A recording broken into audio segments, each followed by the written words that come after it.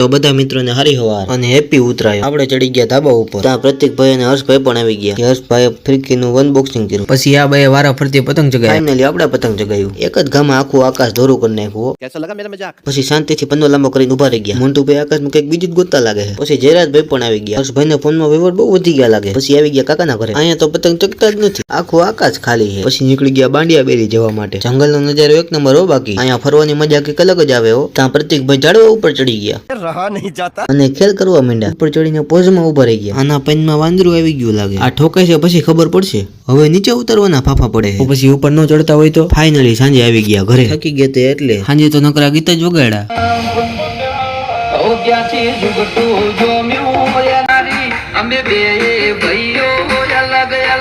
અંધારું થઈ ગયું તોય અહીંયા પતંગ ચગાવે, પછી નીચે આવીને તાપણું કર્યું। આજના વ્લોગમાં આટલું જ, તો મળીએ બીજા વ્લોગમાં। બધાને ગુડ નાઇટ, खत्म बाय बाय टाटा।